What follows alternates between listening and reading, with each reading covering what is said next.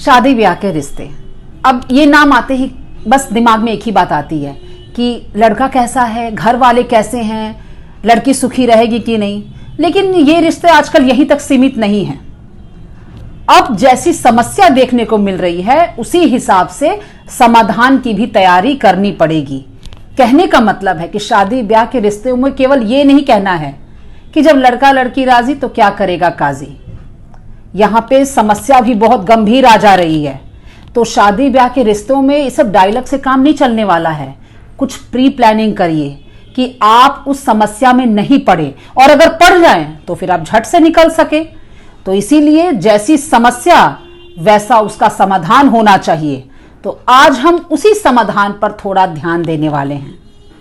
शादी ब्याह के जो रिश्ते हैं उसमें आजकल नई नई समस्याएं देखने को मिल रही हैं। नई समस्या तो नहीं कह सकते, लेकिन कॉमन हर रिश्ते में ये समस्या बहुत टॉप लिस्ट पर रह रही है।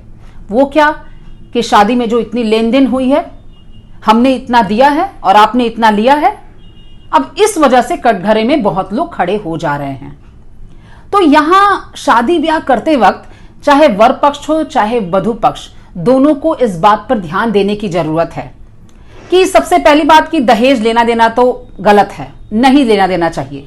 चाहे किसी गिफ्ट के रूप में चाहे किसी भी रूप में नहीं लेना चाहिए। लेकिन यदि आप कोई गिफ्ट ले रहे हैं या गिफ्ट कोई दे रहा है अपने मन से, तो उसकी एक लिस्ट आप अपने पास रखिए। यह दोनों पक्ष के लिए जरूरी है, लड़के पक्ष के लिए भी लड़की पक्ष के लिए भी, कि कल के दिन वो ये ना कह पाए कि हमने इतना दिया है और किसी पे ब्लेम ना कर पाए कि उन्होंने इतना लिया है। अगर आपके पास उसकी लिस्ट बनी हुई रहेगी तो आप शो कर पाओगे कि भाई आपका साइन किया हुआ लिस्ट है, आपने मुझे इतना दिया है और मैंने इतना लिया है, इसकी भी लिस्ट है हमारे पास, वो भी साइन की हुई है। तो काफी आसानी होगी, कोई आप पर ब्लेम नहीं करेगा। देखिए, जब तक बात बनी रहती है तब तक तो सब ठीक है, लेकिन जो ही बिगड़ती है सबसे पहला मुद्दा यही उठता है। और एक और बात कहना चाहूंगी, देखिए कभी भी कोई पैसे की आप लेन देन करिए तो बैंक के जरिए करिए, जिससे उसका हिसाब हो, उसका प्रमाण रहे। मान लीजिए आप किसी को बहुत खुश होकर दे ही दे रहे हो कि भाई अपनी बेटी के लिए हम दे रहे हैं, लड़की वाले को दे रहे हैं, और देखिए जो ही बात बिगड़ जाती है, बस उस वक्त हमने इतने दिए थे, तो इतने दिए थे बोलने से नहीं होता है। क्योंकि बहुत ऐसी फैमिलीज हैं जो इस लेन देन के मुद्दों का गलत इस्तेमाल करते हैं। अब जब लड़की वाले कहीं कहीं देखा गया है कि जब केस वेस करते हैं तो तुरंत कह देते हैं कि हमने इतने लाख दिए थे, 50 लाख दिए थे, 70 लाख दिए थे, ये सोचकर कि बस लड़के वाले की ओर से मिल जाएगा। लेकिन एक बात कहती हूं कि ये बात याद रखिए, कोर्ट में ये भी आपको शो करना पड़ता है कि आपके पास इतना पैसा कहां से आया जिससे आपने लड़के वालों को दिया। तो इस चीज को आसान मत समझिए, आप इसका भी हिसाब रखिए कि आप कितना दे रहे हैं, कितना ले रहे हैं। क्योंकि फेक आईडी पे अगर कोई भी आप काम करते हैं तो आपको भी सजा हो सकती है।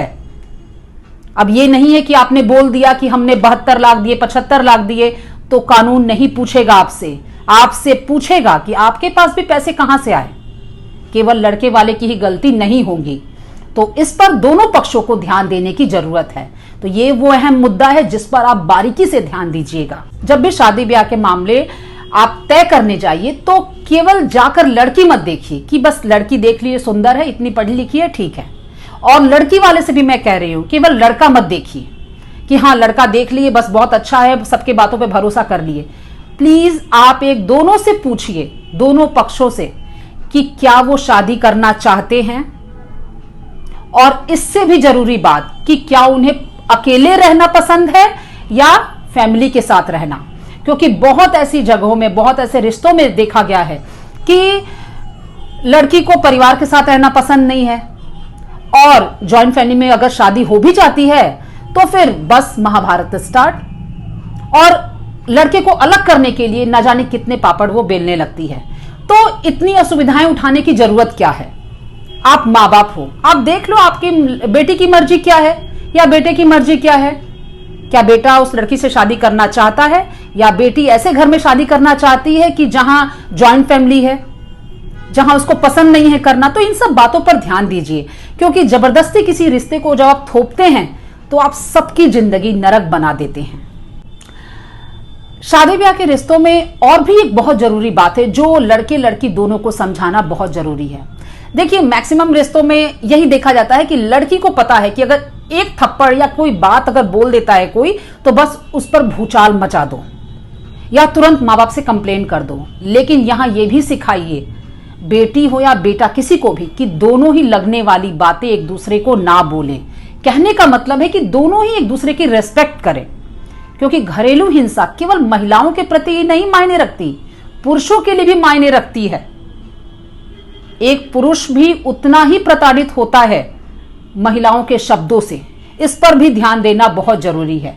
मैंने पहले ही कहा था कि समानता की बातें करने से केवल नहीं होता है, समानता को वाकई अपने लाइफ में अप्लाई करिए और यह सिखाइए अपने बच्चों को कि दोनों एक दूसरे का सम्मान करें और थोड़ा धैर्य बनाकर रखें, क्योंकि रिश्ते चुटकियों में नहीं बनते हैं, चुटकियों में बिगड़ते हैं, बनते नहीं हैं।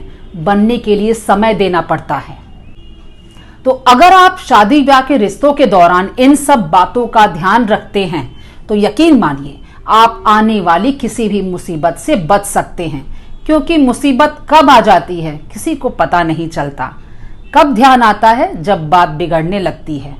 तो अगर इन सब बातों को फॉलो करते हैं तो यकीन मानिए आप पूरी तरह प्रिपेयर रहेंगे कि भाई हम तैयार हैं, आप कुछ भी करिए, हमारे पास जवाब है।